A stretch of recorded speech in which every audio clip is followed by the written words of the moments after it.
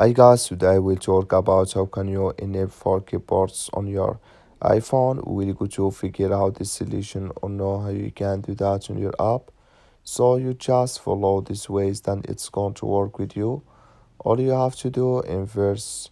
So you just click here on settings here. When you just click on settings, it's going to take you to your profile. Then you go down, just keep going down here. You click here on accessibility here, you just click on it, you come to next step, it's going to show for you like this.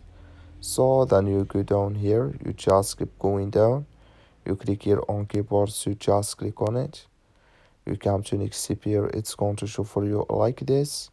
Then you click here on for keyboard accesses, you just click on it, you come here to for keyboard accesses, clicking this sign, like you see this color show for us.